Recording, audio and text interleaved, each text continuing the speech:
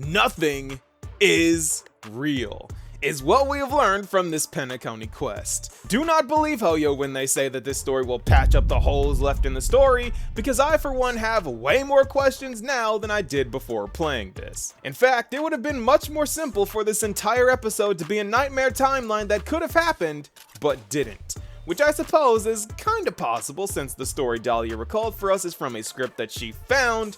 We can't be sure if this is a script or the script that Elio gave the Stellaron Hunters. And we can't be sure if there is any legitimacy of what Dahlia said happened at all, because she is the most unreliable narrator there could possibly be. Nevertheless, judging by how seriously this is taken, I think that we are supposed to believe that this is what truly happened in Penacony. So before we address the retcons, and yes, this is the definition of what a retcon is, allow me to explain what truly happened here. So without further ado, this is the true ending of Penacony revealed. Okay, so we will be doing things slightly differently from the normal way we do things around here. Due to how unique all of this is, I will have to take some time in crucial segments to explain how some parts differ from the original telling of the story. Alright, so we begin our quest on the Astral Express after the Amphorius journey, and Sunday tells us to go to the parlor car where we find Dahlia masquerading as a Nameless. And from moment one, we are already being toyed with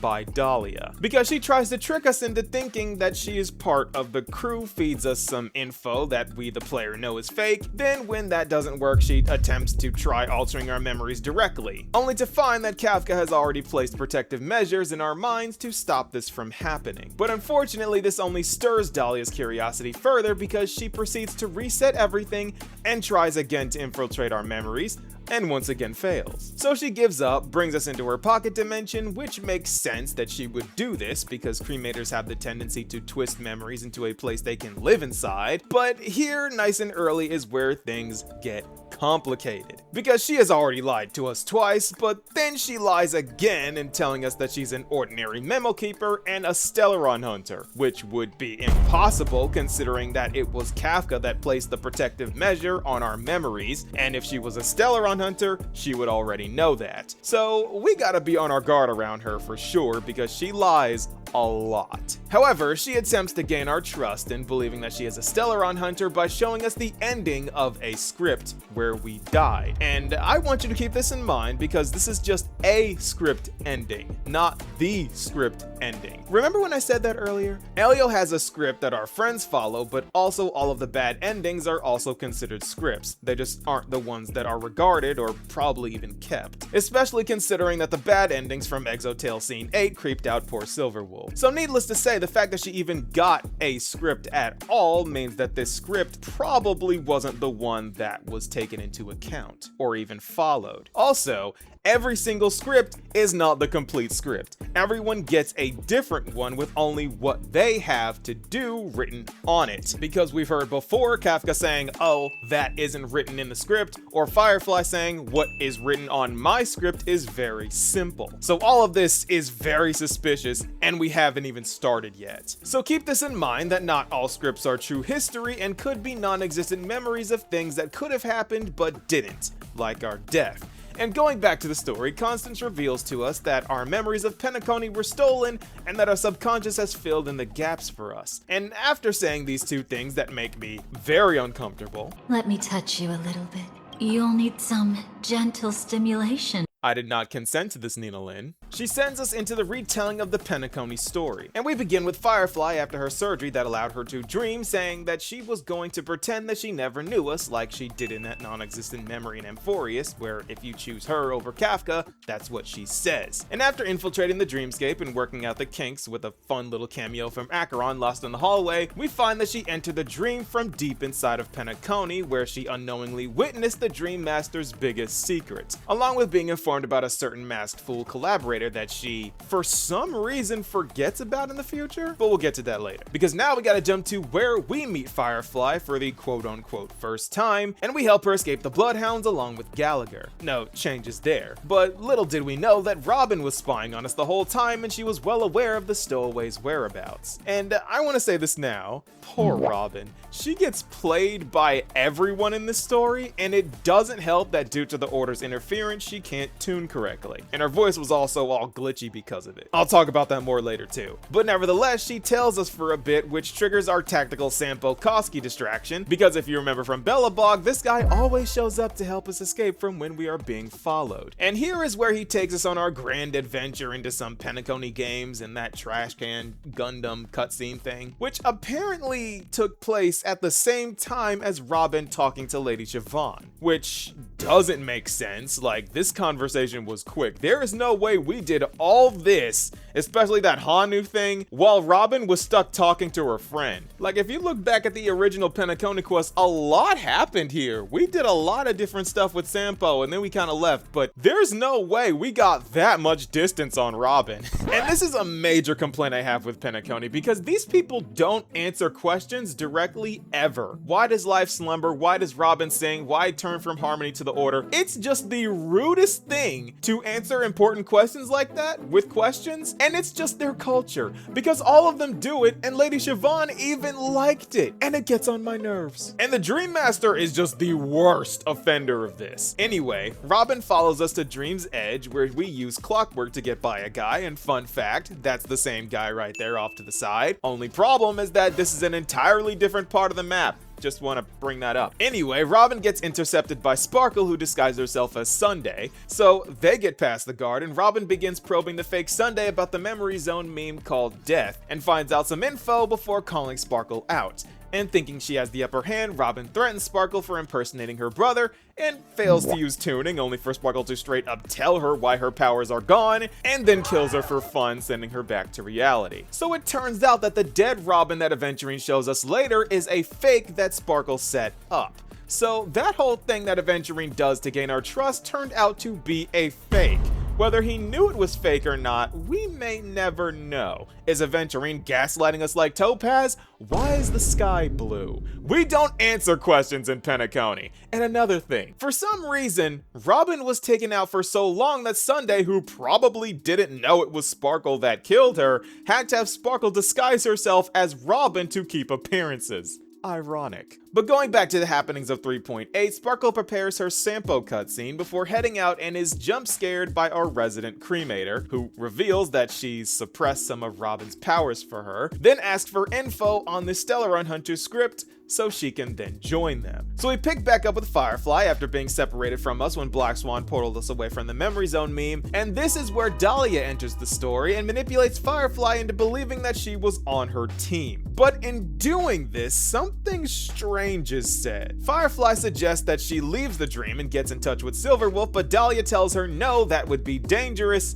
Dangerous for who exactly? Dangerous for Dahlia, because Silverwolf would easily tell her that Dahlia isn't on the team. So Dahlia tempts her with the supposed secrets of the Dream Master Gopher would, and they continue their journey together, where she shows Firefly the deceased AR-214, who I believe is this from the Myriad Celestia, because of the whole red visor. And Firefly casually drops that the Glomoth Iron Cavalry draw their power from the propagation.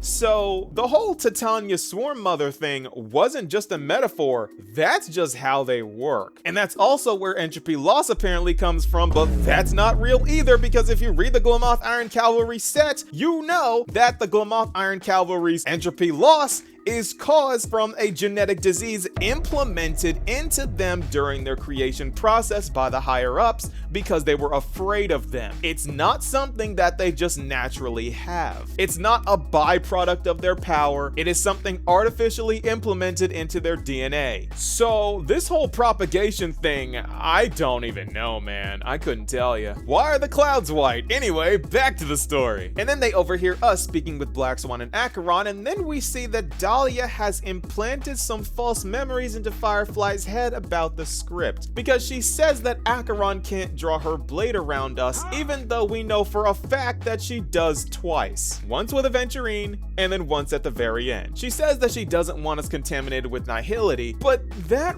really doesn't make any sense, because again, Acheron draws her blade around us twice and we are completely fine. We go into the horizon of existence and we come out completely fine. Why does she say this? More things in this quest that don't make sense. Why is the sky blue? Why is the grass green? Anyway,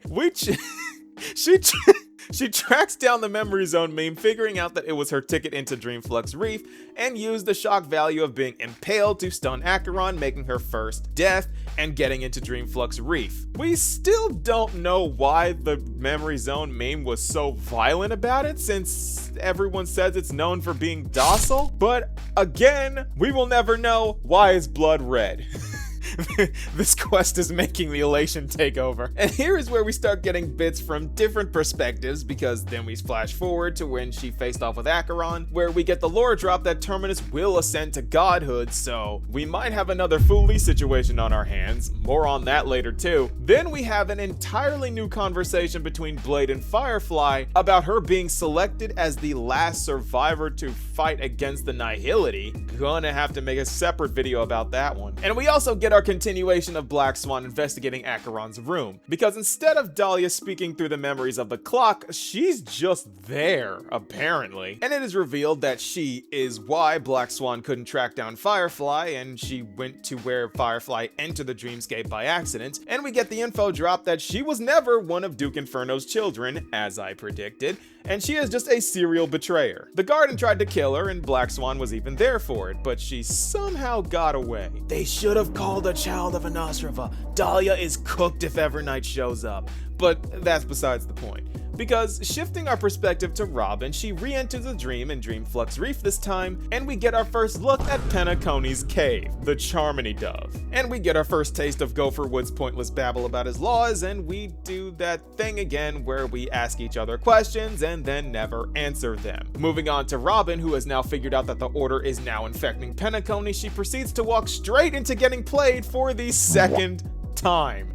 And I'm sorry, but this is why I say that Robin is kinda stupid, because she says that she can confirm Firefly's sincerity because she shares the same expression as her audience when describing something near and dear to her heart. And there are two problems here. One, she is a grown woman who judges someone's sincerity by a simple look on their face, when she is a Holovian that can read minds. But also, she doesn't even consider checking the sincerity of the woman she knows is a cremator. She walks down the street and says, "Blue flames, is there a cremator among Miss Firefly's companions?" Yes, Robin, there is, and you just didn't even bother checking her intentions. Her voice doesn't glitch in Dreamflux Reef, so her tuning ability should be in top shape. Why she doesn't use it here, I have no idea. But anyway, they bounce ideas off of each other, wondering if the Dream Master is with the Propagation or the Order. Dahlia lets us peek into the memories of AR-214's death, where we learn that this despicable cretin killed her himself. Continues to yap about his laws, asks himself a question, and then doesn't answer it. Which, he just says words that have no remote meaning to anyone present, and then walks away. He doesn't even tell the dying poor warrior that is fighting for the nation that he made why he killed her. She even says herself she could have just left, but no, he killed her, but there was a reason for this. And what we can deduce from this is that he wanted propagation power for something. So Dahlia poses the idea that Robin just lets her take a piece of her memory to reveal more info, and Firefly suggests that she uses tuning to ensure her safety, but Robin, being the genius she is, just goes along with it with no precautions at all. And she is saved by Black Swan, luckily. Black Swan to the rescue, who exposes all of Dahlia's lies and confirms her good intentions with the two most infamous words known to Honkai Star Rail, Charmony Dove. And Robin locks in. Though I don't know why Black Swan had to prove herself when Dahlia never did, but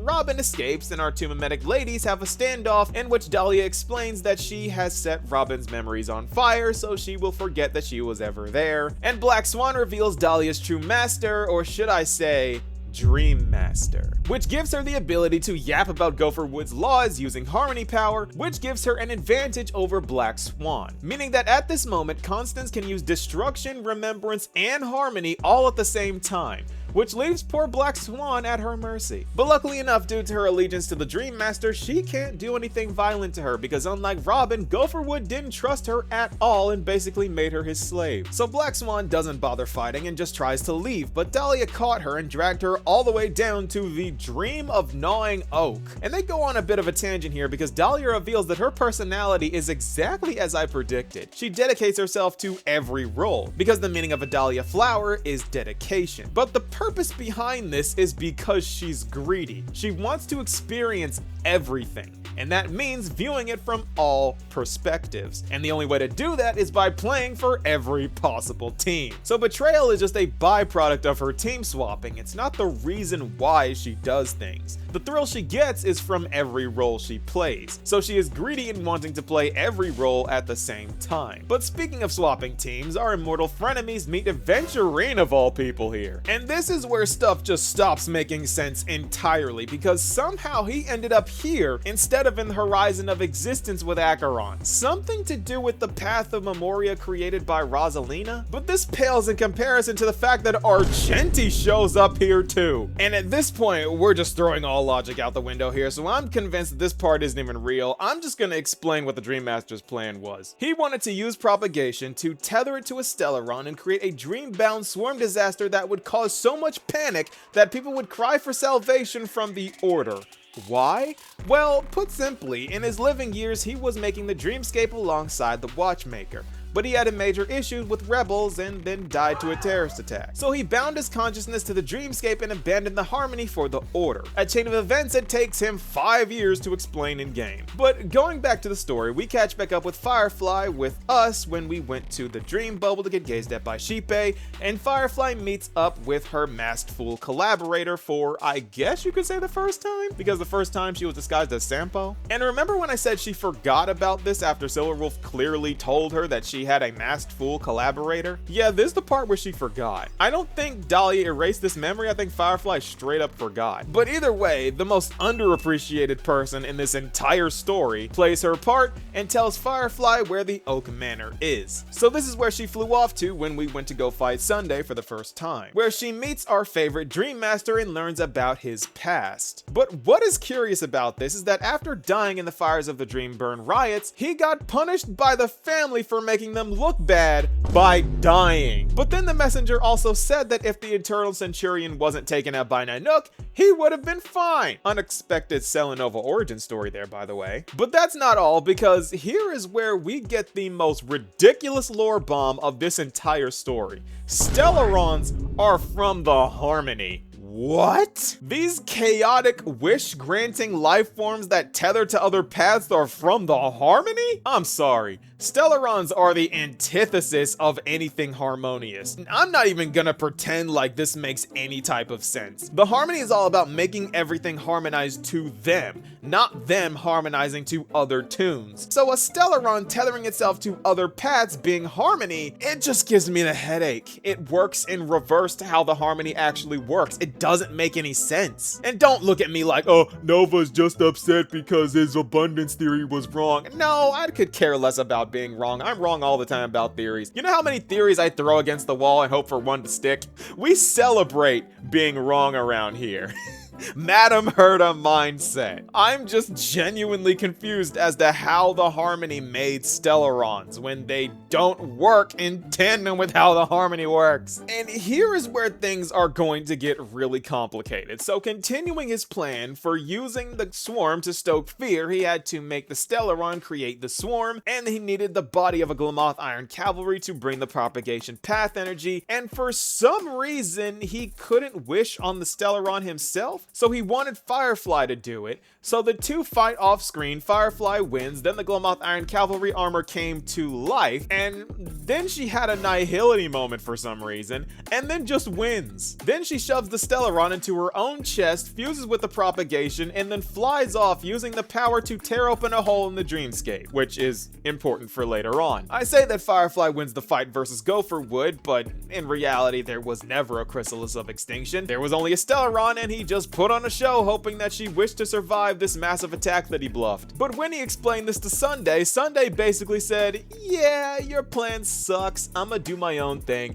and fused with Dominicus and almost somehow rose to Aeonhood, and Sheepei kinda just let it all happen, leaving us and all our friends with Aventurin and Silverwolf here now to take down all 3 layers of the dreamscape to defeat Sunday, the Aeon of Order. Layer 1 is Enna's dream, layer 2 is Gopher Wood's swarm-fueled order prayer thing, and the last layer is the 12 hours established by the family. And we had to take care of all of these layers in our own way just to get a chance to fight Sunday. Acheron and Boot Hill shattered layer 1, layer 2 was handled by Aventurine, leaving Jade's cornerstone there, so the prayers went from Enna to Klapoth. I guess that's just how our cornerstone works. And layer 3 was broken by Sparkle detonating everything and Robin protecting everyone from the blast. So Acheron pulls us into the horizon of existence and slashes in our presence for the 2nd time. Remember, that isn't supposed to happen. We can't come in contact with Nihility, not even a little bit. So we fall through the layers of the dream and Firefly pushes us through the last layer to where Sunday is. And this is where Firefly dies for the 2nd time. So we beat Sunday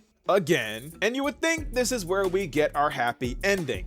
But no, because Firefly still has to die a 3rd time. And this 3rd death is in the dreamscape, because for some reason, she can't return after she dies in it from entropy loss that she shouldn't have in the dream. She says that her entropy loss got accelerated due to her, and I lie to you not, using her true power to survive her 2nd death, whatever that means. And because of this, she dies right in front of us, turning to dust, and that is where our story ends. Oh, right, we also use the finality power to help Firefly achieve her unfulfilled wishes. Guys, I don't even know how to explain this. So we return to Dahlia's pocket dimension for her to tell us that this wasn't even our memories. It wasn't even her memories. It was just all found in a script that she just found somewhere. She doesn't even tell us where she found it. And whether it was a script of what actually happened or not, we don't know. Because we've already been told that scripts that aren't followed exist, and Dahlia's gotten a hold of that before because that was the one that we saw ourselves dead on the floor in. And I don't trust her in the slightest, especially because a lot of details in this story simply do not make any sense. But I'll have to break down the how and why of that in the next video, along with all of the things that she says about Terminus, because oh boy, that's a whole nother thing. Yo, Editing Nova here at 12 a.m. Now that I'm thinking about this again, this wasn't what happened at all. She's just doing this because she wanted to see if we were capable of recalling memories after they were cremated. And since those memories are gone and cannot be reclaimed, what she gave us was our perspective, but from a different ending. But we were able to change it anyway. So this is why she was so impressed that we did something that no one else was able to do. Like the world bearer we are able to be placed into a different timeline and play things out. This is why we can turn the wheels of time and alter destiny. Oh my god, I get it now. This was all just a cruel test of our abilities to change destiny. Okay, I get it now, but Recording Nova is about to rant. Take it away, bud. Because this is the true ending of Penacony revealed. Except for that it better not be. I miss Amphorius already. Take me back. Just take me away from Penacony. No one talks normally in this place, no one answers questions, and everyone lies and nothing makes sense. And now we just got the retcon to end all retcons. Far be it from me to tell them how to write their stories, but from a place of someone who loves the way Hoyo tells stories, what happened? Everything was so detail-oriented and peak before. What happened? And you know what really gets me? You know, we had an event after the Penacony story ended, and Firefly was in it. How did she come back then? It was the Origami Bird event. Oh, and she was also part of the War Dance story. She texted us. So it's not like she was comatose this entire time and only woke up when Silverwolf texted us. Why did Silverwolf just now text us and say that she's awake? We know she's awake. Why would she be asleep? Was everything we saw from Firefly up until this point just fake? I have so many problems with this story, but if I went into every single single one of them in the detail that I want to, this video would be an hour long. So I'ma just have to end this right here. This video's already over 20 minutes long. What do you guys think? Be sure to let me know, and I'll see you all in the next video. Peace, y'all.